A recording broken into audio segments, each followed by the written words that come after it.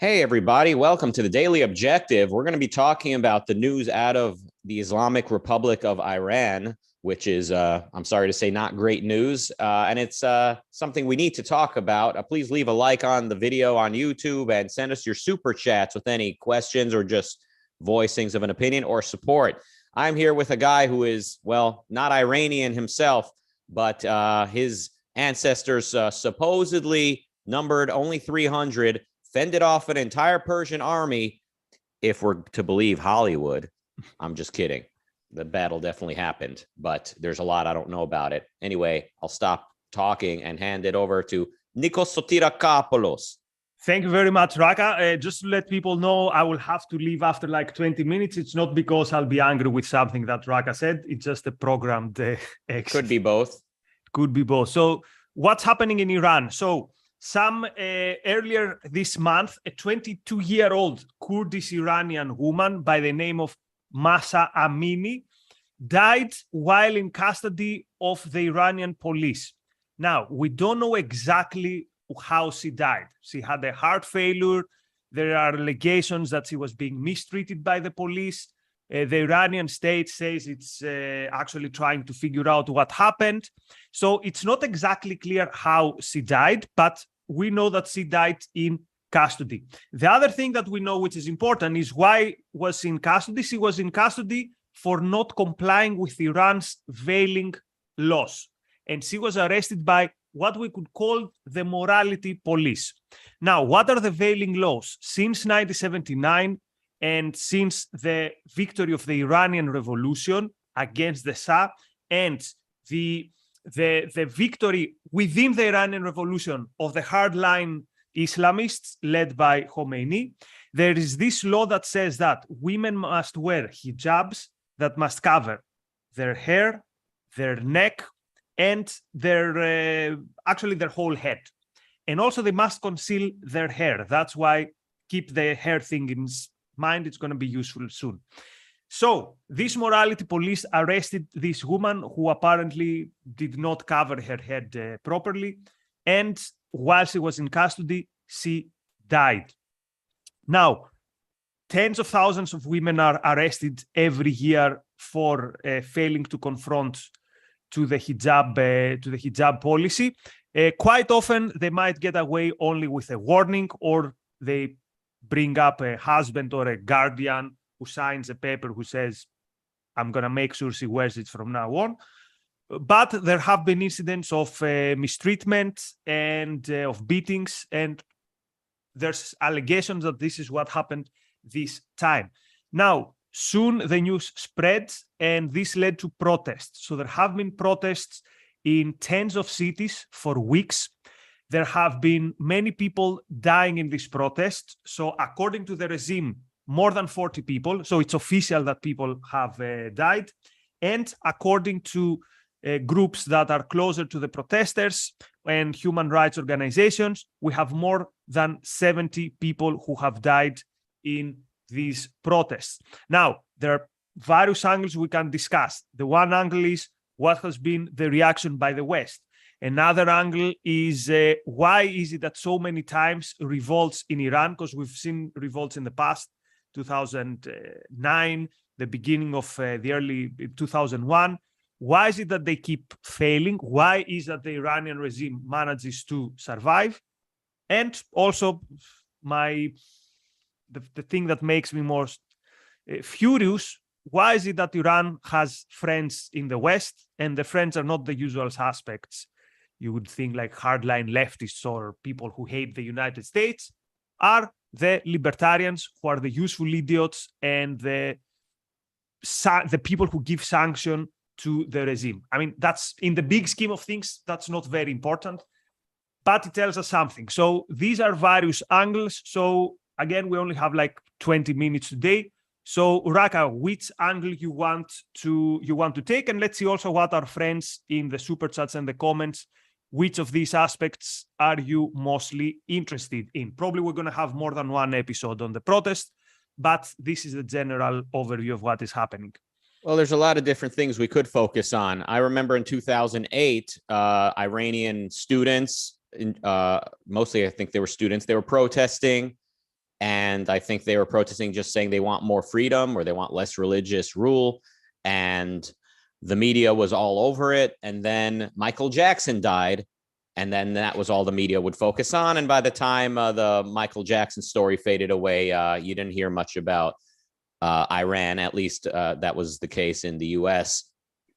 So, I mean, generally, why do free countries have such a hard time identifying that Iran is like the fountainhead of Islamic militant causes? Not only is Iran like financially training and educating, Islamists around the world, that is, people that wish to impose Islamic law on the world, but most significantly, perhaps, Iran is the model to follow. They kind of showed the world in the first place that Islam can rule, that the West can be defeated, or at least fought and, defeated in bits and pieces, as they did by taking Americans hostage and never suffering the consequences, as they did by repeatedly targeting Western and American targets, taking American property and European property, etc., and by supporting Islamists around the world and not suffering the consequences. So what is it that disables or sort of mentally, seems to like psychologically paralyze the West when it comes to facing this? I think I would offer that one of the reasons is that in the West, we don't have any moral conviction, generally speaking. We mostly don't have any moral conviction. And religious zealots, they've got moral conviction. They know what they believe and they're very clear about it. So what does it take for Americans or for Westerners to speak out against Iran? It's when it's women's rights, right? Like women are being forced to cover their hair. So we should speak out because we know, sticking up for minorities is something we can have moral zealotry about, even here in the West, especially on that topic. So, so if Iranians are specifically targeting women's rights or they're specifically hurting gay people, it's things like that, then we're able to speak out. But if Iranians in general are targeting Westerners, or they're generally oppressing people without singling out any particular group, but just generally people in Iran are subjugated horribly, that's not something that Westerners mostly have the courage to speak out about, because again, we in the West are skeptics. We're morally ambiguous. We still aren't sure what reality even is, given our philosophical training, whereas the Islamic Republic of Iran knows exactly what it stands for. So two things on what you said. The one is the role of women in this protest. So maybe this is one of the reasons why many people in the West this time seem to be more sensitive, and this is a good thing. So many of the protests are led by women, and part of the protest is burning their hijabs and letting their hair blow in the wind, and wave in the wind, or they go out with hairstyle, with the hair being visible. So this is the one thing. The other thing is understanding the role of Iran and why people fail to understand this. So recently, I encourage people to check out a daily objective I did, I think 2 weeks ago. It's called Understanding Evil Iran. So it's part of the Understanding Evil series. And one of the things I hadn't understood about Iran, as you said, it's the fountainhead of Islamic radicalism, is, look, the vast majority of Islamist radicals are Sunnis, and Iran is Shiite. So I was like, okay, the only allies of Iran is basically Hezbollah and the Shiites of Iraq. That's very not the case. So, for example, Hamas are Sunnis, but they are allies of Iran.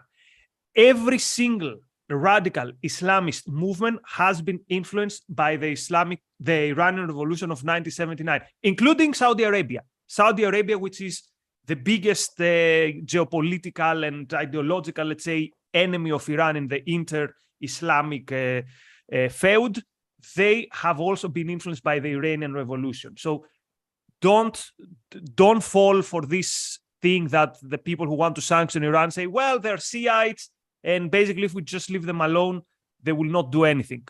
No, Iran cannot be left alone, because Iran literally has in its constitution, as I explained in the solo episode, that the revolution needs to be expanded abroad. This is why parts of the Revolutionary Guards, the paramilitary / quasi-state organization, which is in a way ruling Iran together with the supreme leader and the clergy, they have a specific division, the Quds forces. Quds means Jerusalem, which are the forces that are supposed to liberate Jerusalem, which are supposed to operate abroad.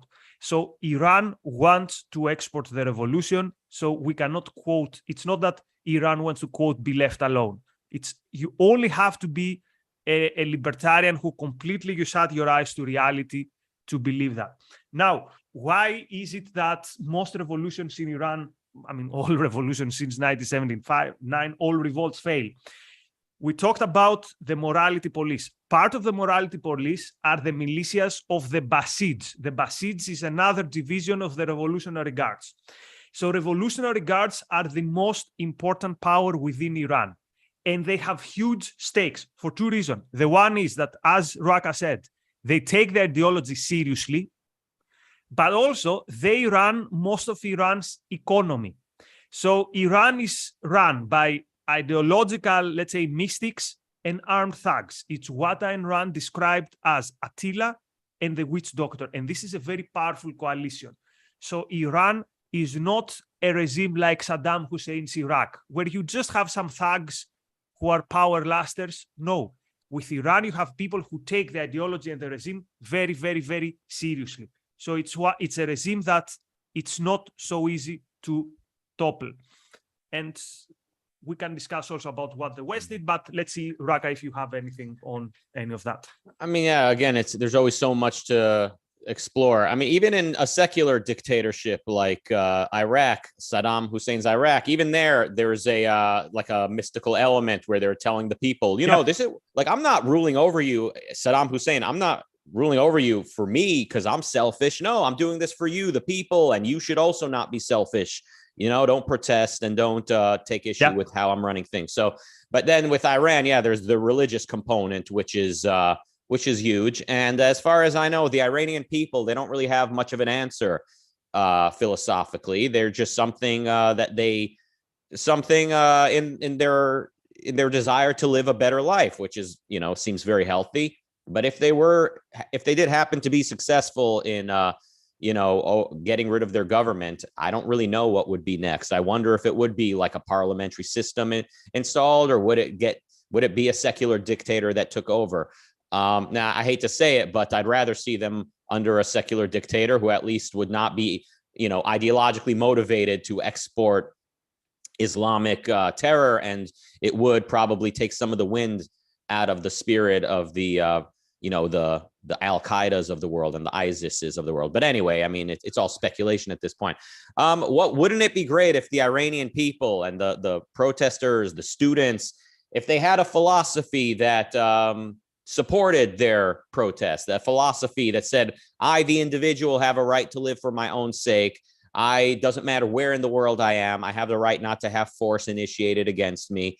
And, I'm here to channel, the Greeks. I'm here to channel the Brits and the Scots. I'm here to channel the Russian / American Rand. I'm here to, I'm channeling the great philosophers. And that's who I'm kind of bringing into this discussion about what comes after we topple this government.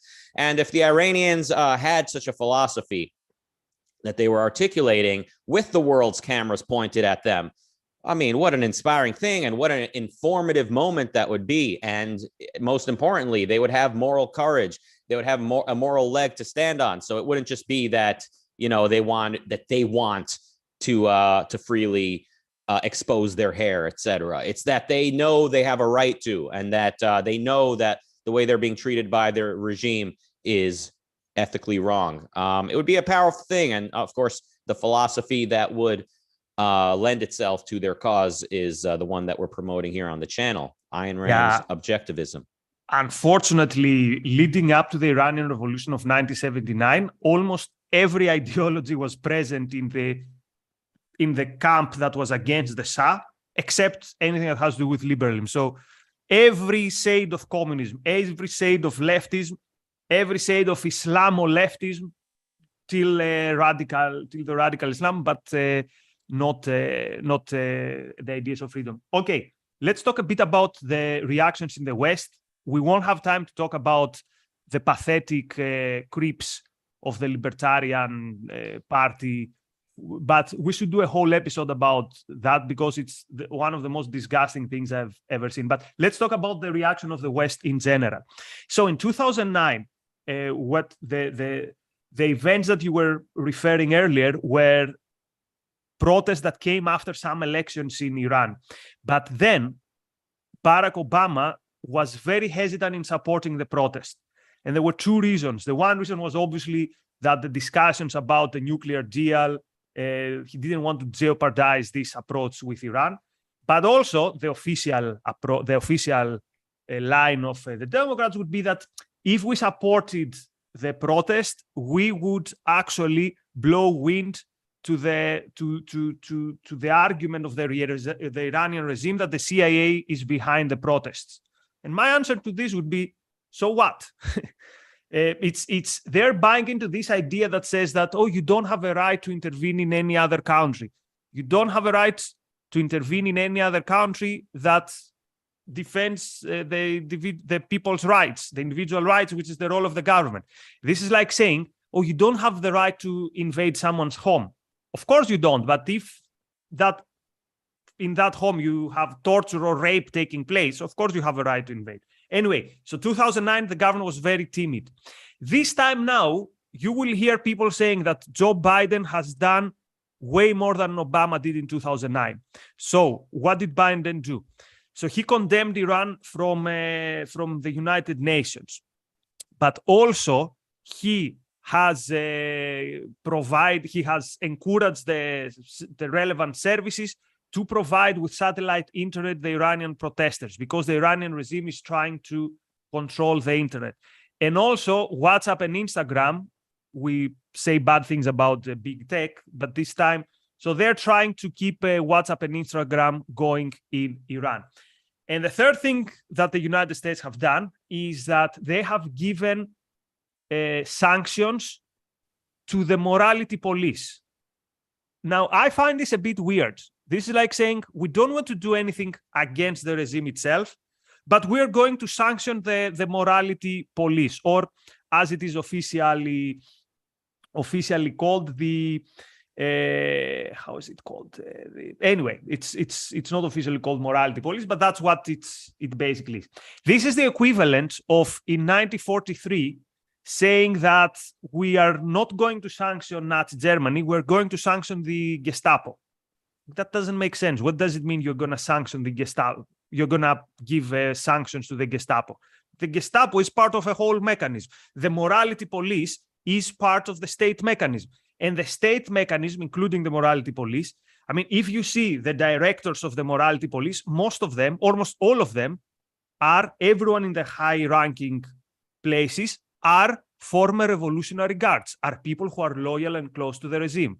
So what is the United States trying to do? They're trying to show that they're doing something, but at the same time, they don't want to push it too much. Again, perhaps because Biden has in the back of his head, or I mean, not the back of his head, openly wants to consider returning to the table and cutting a new deal with Iran. Again, the idea is that if we give Iran what it wants when it comes to the sanctions, maybe they will change, which again shows a complete lack of understanding of what motivates Iran. Iran doesn't want to flourish. Iran doesn't, I mean, the regime, not everyone, not obviously common people. They don't want to flourish. They don't want, quote, security. They want to live and die with their ideas. Right. And collectivism is huge. People, they can't escape it until they're willing to really, really face the implications of real individualism. So yeah, if the Iranian morality police is seen as representing the interests of the people, then Westerners, we can't bring ourselves to condemn it. And you remember the Arab Spring? You had, kind of protests which became violent around the Arab world. This was around 2010 or so.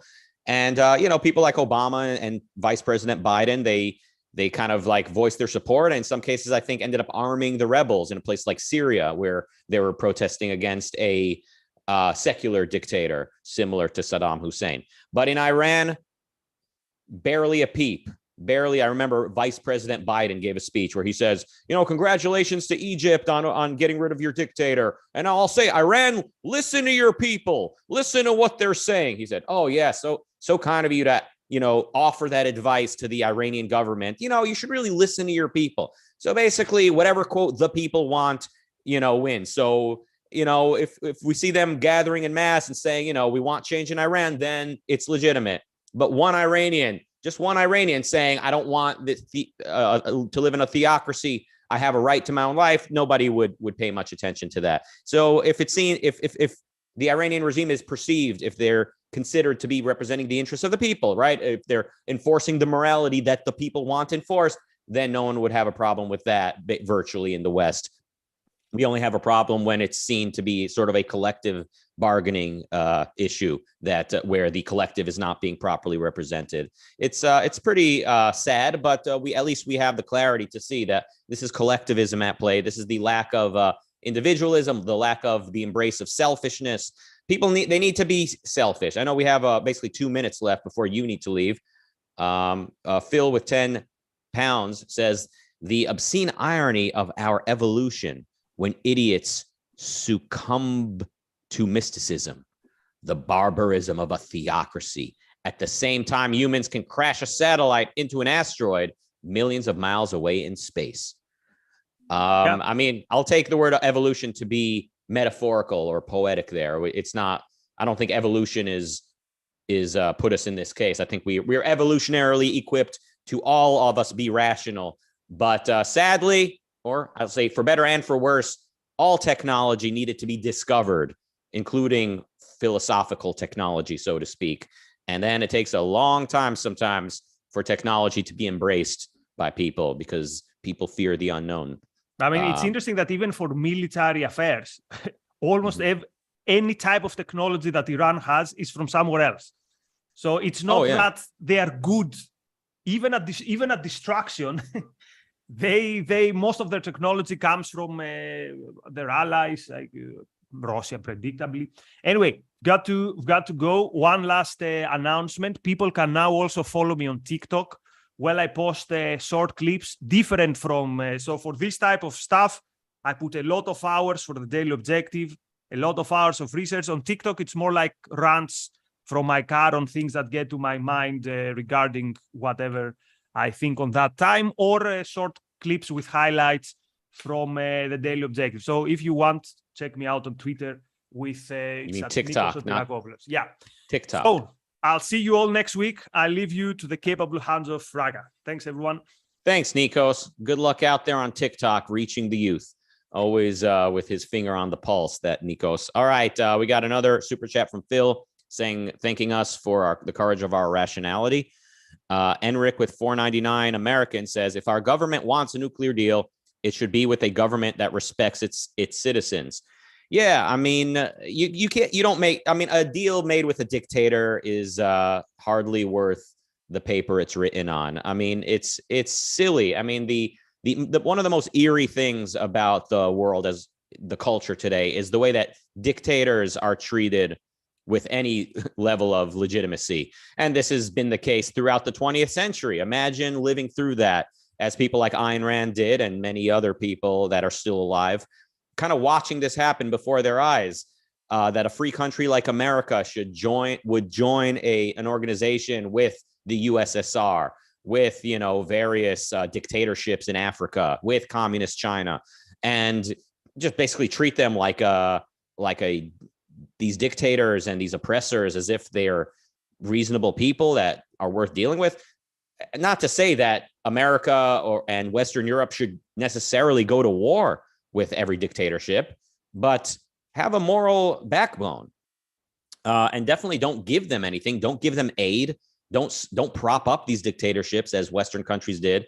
So yeah, I mean, as bad as things are today, just imagine the 20th century, all the bloodshed, all the millions upon millions of deaths, and the fact that Western countries could barely wag their finger at it and could barely stop sending them money as they were murdering all these millions. I think in effect, in essence, the world is not as bad today. Today we do sort of, I don't know, there's plenty wrong with the way the West treats dictatorships today, as I'm sort of, as I began this monologue by saying, we treat dictators like respectable players. But, you know, I like to think that if today, you know, Mao Zedong was letting 100 million people starve, I don't know, maybe we wouldn't be propping them up. But as I'm saying that, I'm remembering us going over to North Korea and treating little Rocket Man like he's a respectable human being.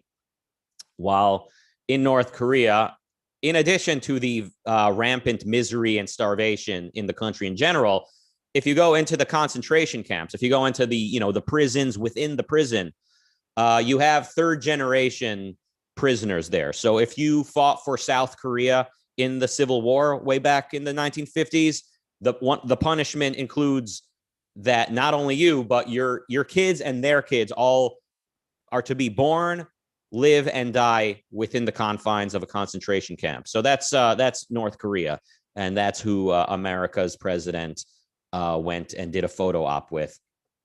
Absolutely disgraceful. Which is why we need philosophy. We need an ethical leg to stand on.